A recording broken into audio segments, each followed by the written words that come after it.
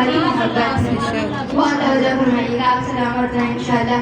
جیسے ہی جملہ ارشاد فرمایا, آگے فرمایا کہ یاد رکھو یہ 6 چیزیں ہیں جو اللہ نے ہمیں عطا کی, لیکن پھر کچھ چیزیں ایسی ہیں اور وہ 7 چیزیں ہیں جن پر اللہ نے ہمیں ساری دنیا میں افتخار اور فضیلت عطا کی. اور وہ 7 چیزیں کیا ہیں؟ فرمایا فضلنا بأن منا النبی المختار ومنا الصدیق ومنا الطیار ومنا اسد اللہ ومنا اسد رسول اللہ ومنا سبط هذه الامہ.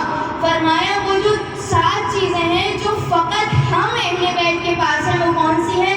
کہ خاندان اہل بیت اطہار میں رسالت مآب ہم میں سے ہیں.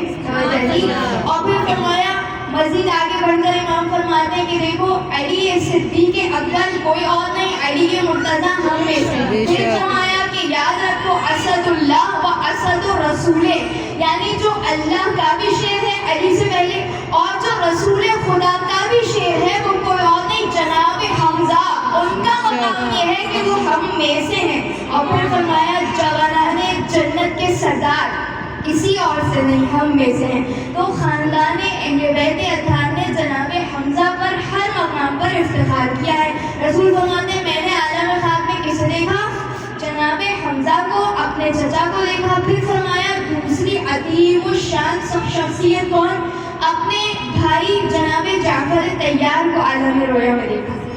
اور جناب جعفر طیار کا مقام پہلی ہجرت جو ہوئی تھی مکے سے حبشہ کی طرف, وہ اس میں جو لیڈر بنے تھے اور جو مبلغ دین اسلام بنے تھے بہت ینگ تھے جناب جعفر طیار. تو جو پہلی ہجرت کرنے والے حبشہ کی طرف اور حبشہ کے بادشاہ کو دین کا پیغام دینے والے تھے, وہ خطیب کوئی اور نہیں جناب جعفر طیار کی ذات تھی.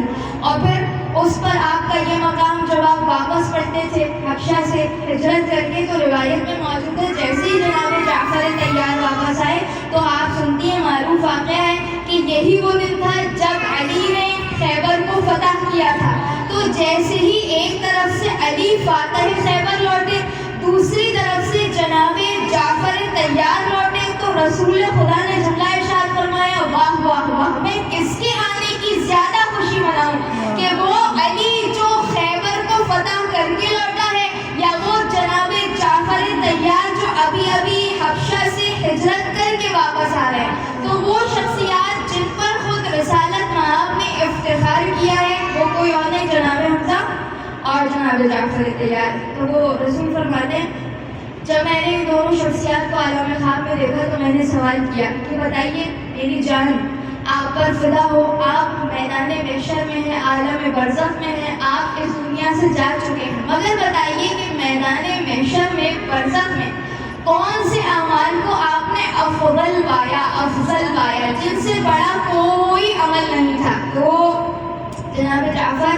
جناب حمزہ کیا فرماتے ہیں, 3 اعمال ایسے تھے جنہیں ہم نے سب سے برتر, سب سے افضل, جس کی برزخ میں سب سے زیادہ ڈیمانڈ ہے. کہا کون سے 3 کام؟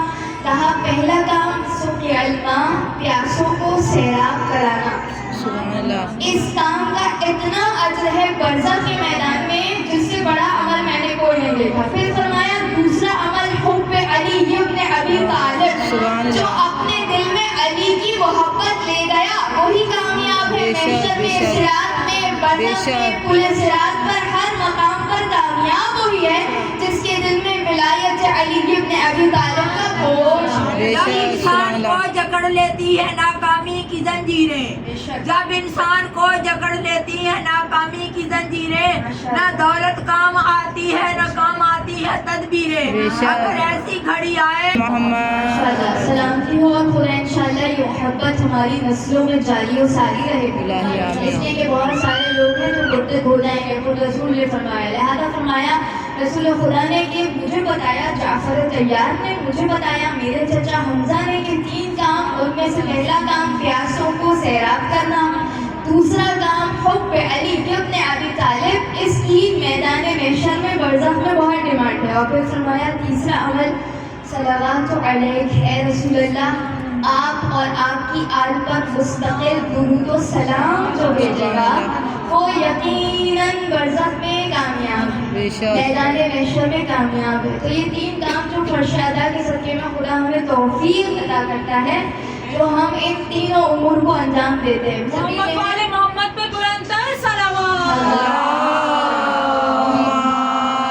صلی علی محمد و آل محمد. کہ ایام الوداعی ایام ہے اور پروردگار عالم سے دعا ہے خداوند عالم انشاءاللہ ہم سب کو بار بار فرش عطا نصیب فرمائے. اگلے برس تک صحت سلامتی عزت کامیابی شرف مقام مرتبہ ہم سب کو عطا فرمائے. صحت عافیت عاقبت بخیر فرمائے.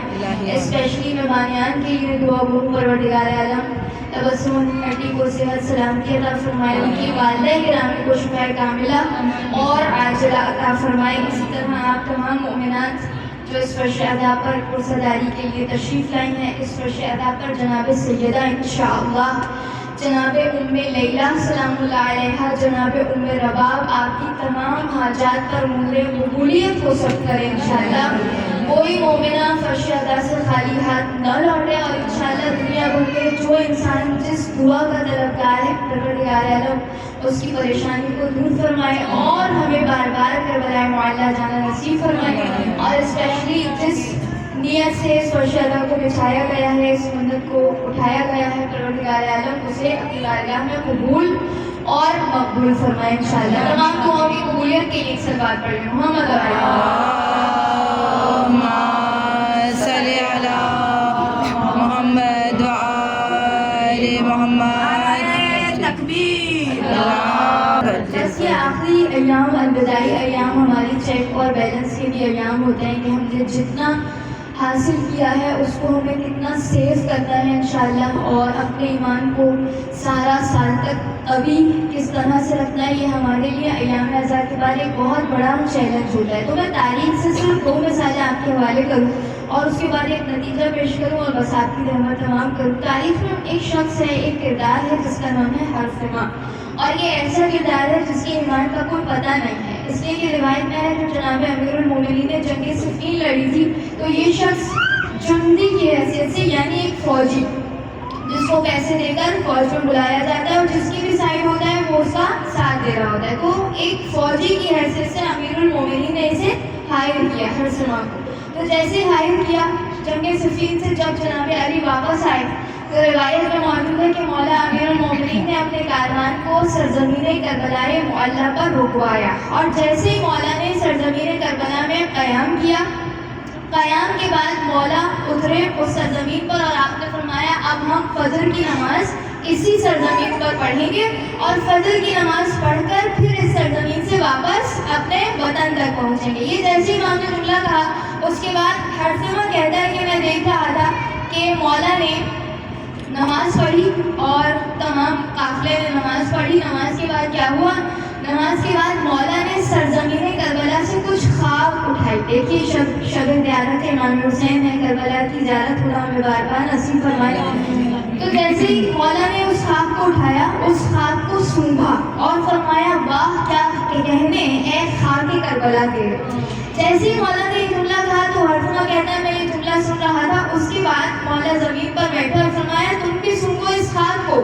کہا مولا یہ کون سی خاک ہے؟ پھر مولا نے ارشاد فرمایا یہ وہی مقام ہے کہ جس سرزمین پر حسین کو قتل کر دیا جائے گا, اور جب جو حسین ابن علی کا ساتھ دے گا وہ اس سرزمین سے محشور ہوگا تو اس طرح سیدھا جنت المعلیٰ میں اس کا مقام ہے. کون؟ جو حسین کا ساتھ دے اور ان کے ساتھ میدان کربلا میں شہادت پائے. تو مولا نے یہ خبر دی اور واپس اپنے قافلے کو روکا اور واپس اپنے وطن کی جانب چلے. اب یہ واقعہ یہاں پہ ختم ہوا, لیکن روایت میں 61 ہجری توجہ کیجیے گا یہی حرثمہ تھا اور اسے ہائر کیا عمر سعد نے. توجہ کیا, یعنی میں نے جملہ کہا نا حرثمہ کی ایمان کا پتہ نہیں ہے, پہلے علی نے اسے ہائر کیا تھا کہ میری فوج میں آؤ, تو یہ علی کا سپاہی تھا. اب اسے عمر سعد نے ہائر کیا کہ چلو ہماری کیمپ میں آؤ, اور فوجی کی حیثیت سے دستے جتنے کربلا میں آ رہے تھے تو اس میں یہ حرثمہ بھی تھا. تو کہتے ہیں کہ جیسے شب عاشور کیا ہو رہی تھی, کیمپ कैंप लगाए जा रहे थे और सारा मंजर तय हो रहा था कौन किस मकाम पर और कौन किस मकाम पर। तो मुझे याद आई वही बात, किसकी, जो अली मुर्तज़ा की बात थी। मौला इसी मकाम पर आए थे और उन्होंने मुझे रोका था, बल्कि पूरे काफिले को रोका था और फिर वहाँ रोक कर हमें इस करबला का मकाम और अपने बेटे की शहादत बताई थी।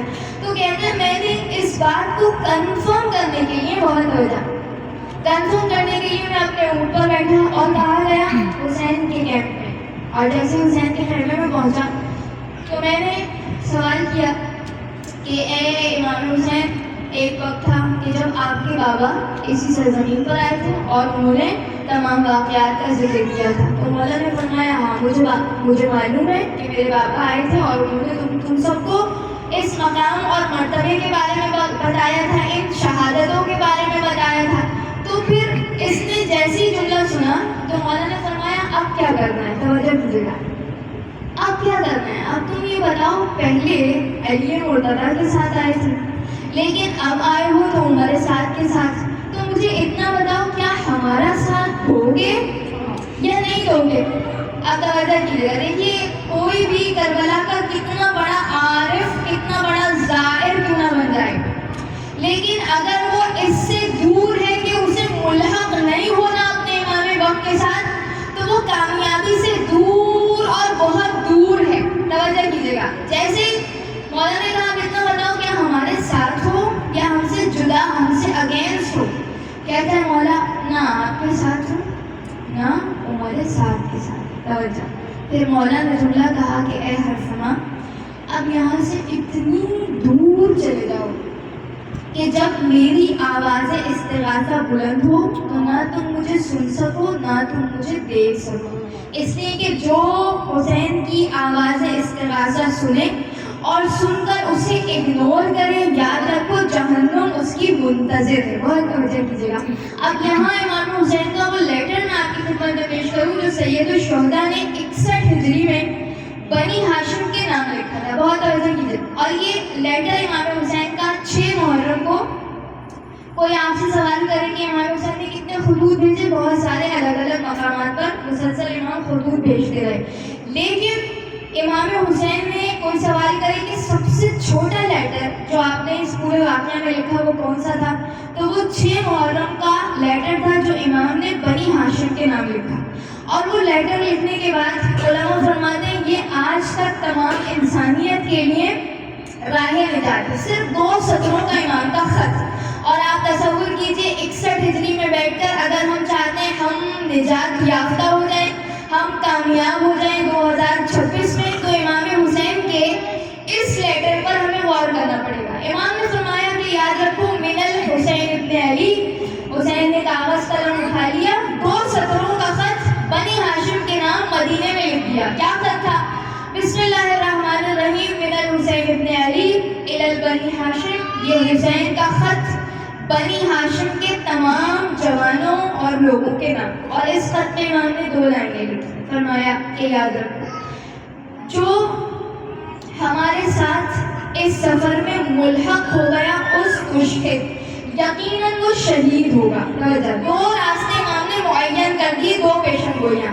और फिर फरमाया लेकिन तुम सब याद रखो जिसने हमारा साथ न दिया और उसने हमारी सदाए इस्तिगासा को इग्नोर कर दिया, नहीं हुसैन तो कह रहे हैं कहने तो कोई मसला नहीं, जिसने हुसैन की सदाए इस्तिगासा को इग्नोर किया, इमाम फरमाते हैं लम यबलुगुल फतह, तो याद रखो वो मरेगा तो, लेकिन कभी कामयाब फतह कामयाबी उसे हासिल नहीं होगी। इमाम ने समझा दिया भाई 2 ही रास्ते हैं तुम्हारे पास, एक तो तुम्हें हुसैन से यानी अपने वली के ज़मान से मुल्हक होना है, और फरमाया दूसरा रास्ता अगर इग्नोर किया तो याद रखो फिर मुकद्दर में तुम्हारी फतह कामयाबी नहीं है, तुम्हारी ज़िंदगी में कभी चैन, तुम्हारी ज़िंदगी में कभी सुकून नहीं है। वो इत्मीनान वाली ज़िंदगी जो तुम्हें गुजारनी है वो तुम्हारी ज़िंदगी में नहीं है, इसलिए कि नफ्स मुतमइन्ना वो है जो तमाम इंसानियों को आज तक, इंसानियत को आज तक इत्मीनान, चैन, सुकून दे रही है। देखिए इमाम हुसैन का ये इफ्तिखार है ना सूरह फजर में, सनद दर सनद हुसैन को अता की जा रही है। फजर की आयत।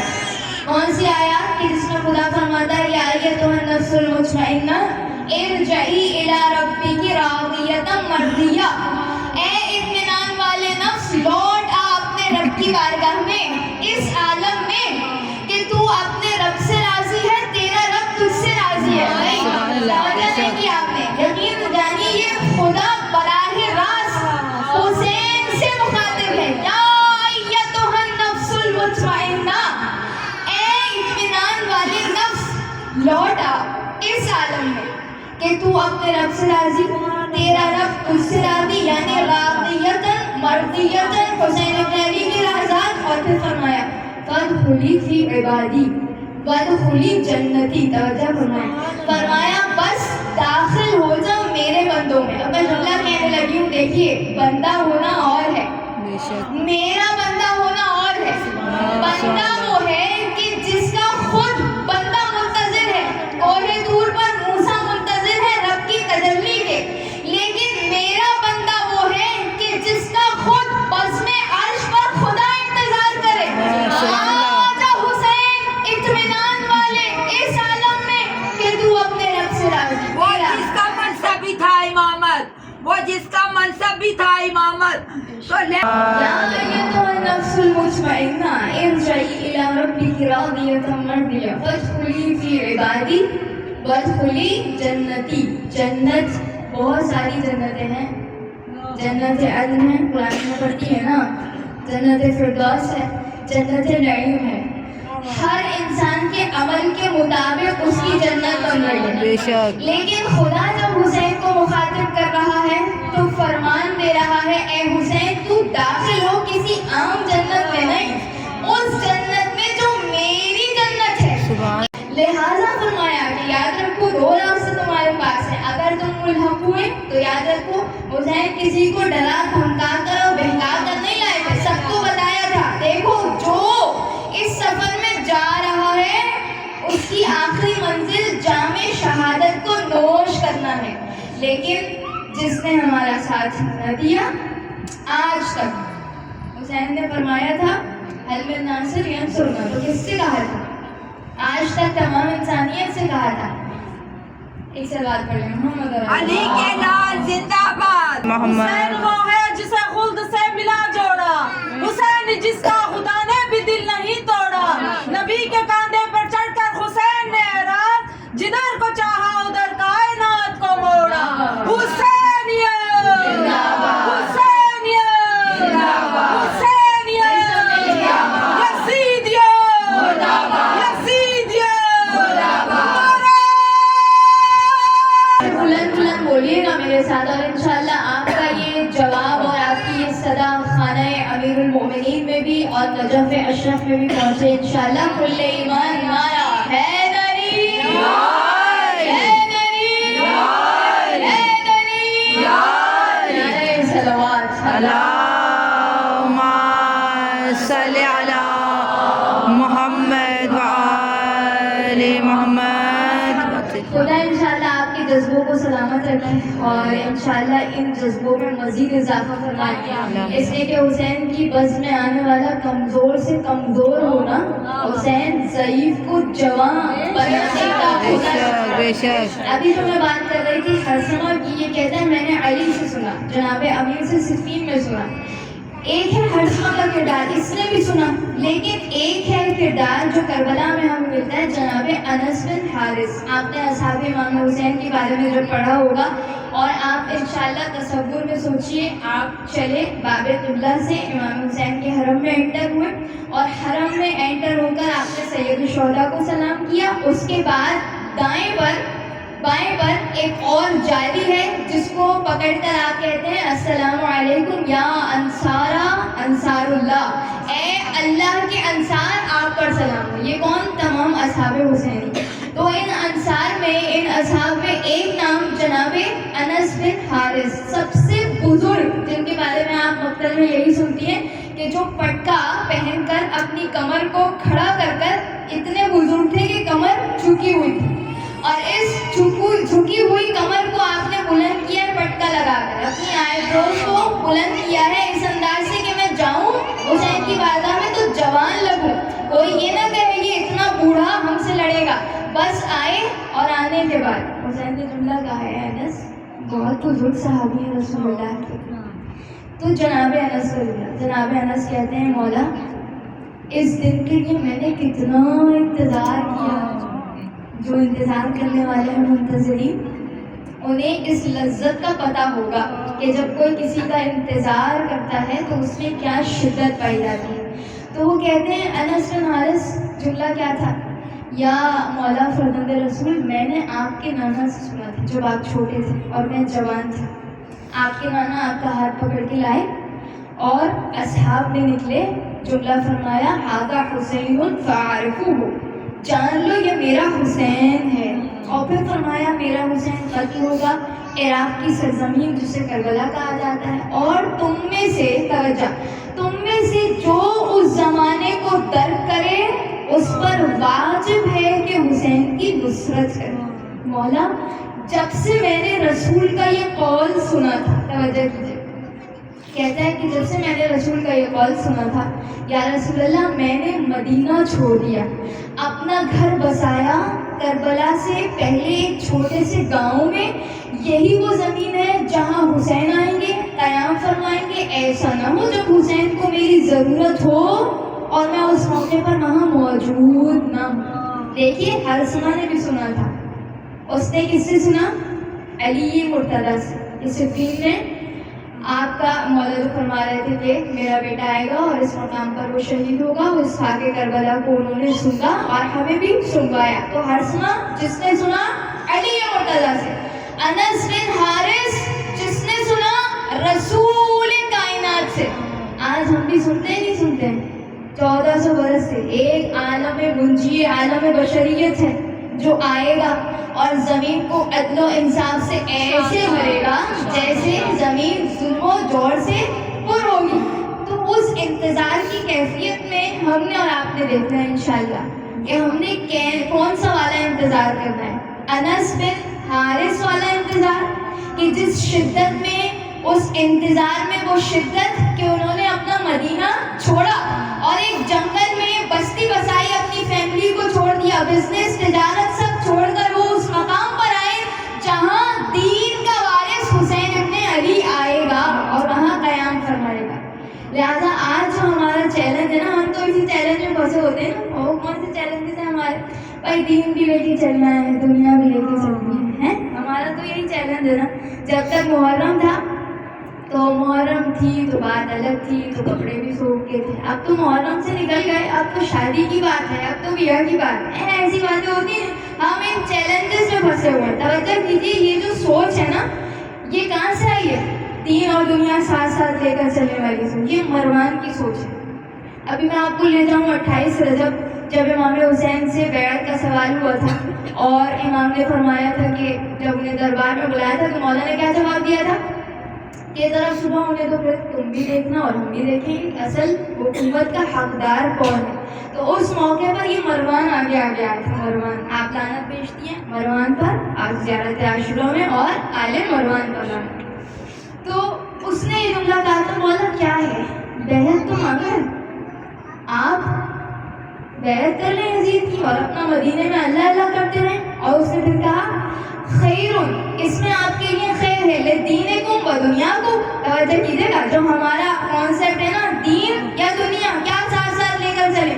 تو اس نے مولا سے کہا کہ مولا کو مشورہ دینے والے بھی ہوتے ہیں کائنات میں. جیسے ہی مشورہ دیا, مولا آپ بیعت کرنا کیا ہے, مدینے میں بیٹھ کر اللہ اللہ کرتے نا, یزید کو حکمران بن گئے.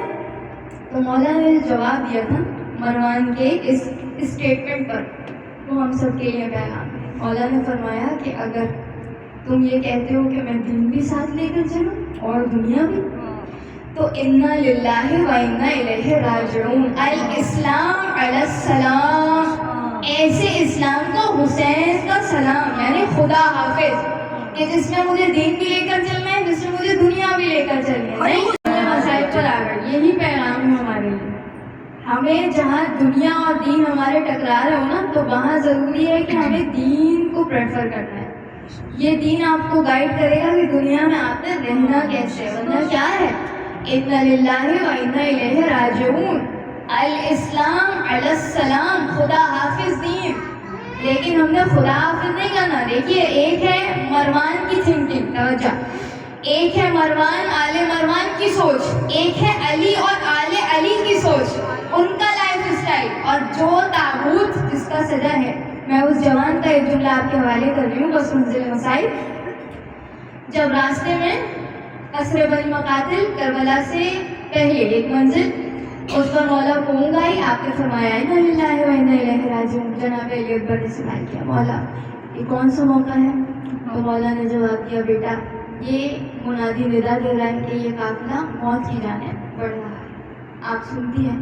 اس پر جناب علی اکبر کا سوال, انہوں نے کہا بابا اتنا بتائیے کیا ہم حق پر ہیں؟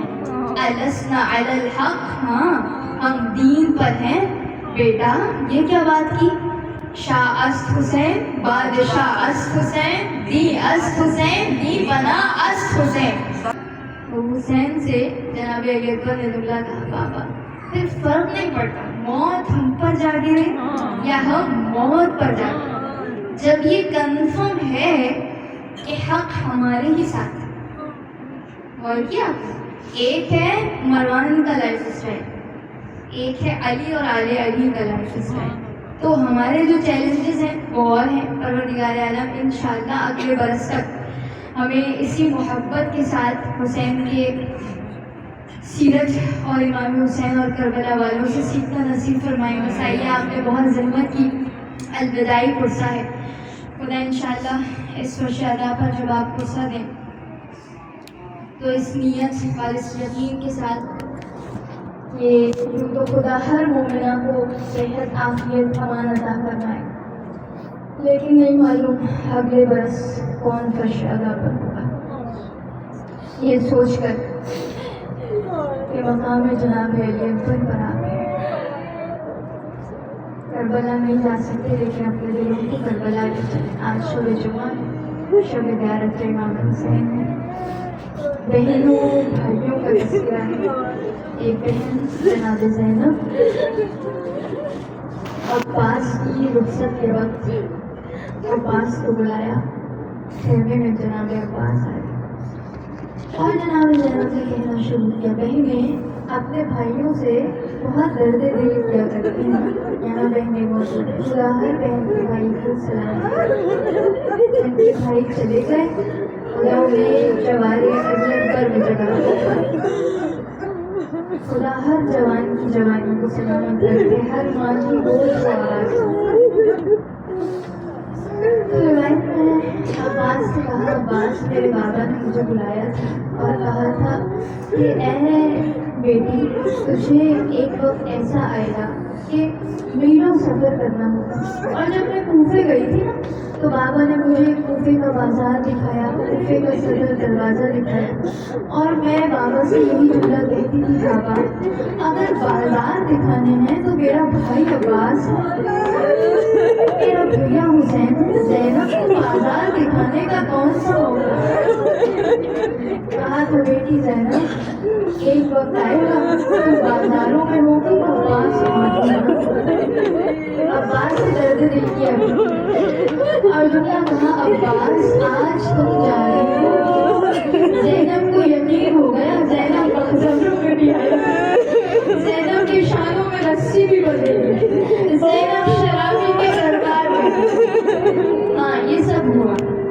ایک عباس سے محبت اور ایک موقع ہو کہ جب جناب زینب اپنے بھائی حسین سے جدا ہوئی. الفاظ نہ بلکہ بی بی سیدہ فرماتی ہے کہ حسین کے سب سے بڑے مصائب ضرور ہوئے. کیونکہ آپ کا یہ بہت سی بڑی مصیبت ہے. کہا کہ جب وہ موقع جس وقت میرا بیٹا اپنی بہن زینب سے جدا ہوا, یہ قیامت ہے, قیامت. بس ایک مرتبہ وہ مسئلہ قریب آیا کہ جب جناب حسین رخصت آخر کے بعد خیمے سے باہر ہوئے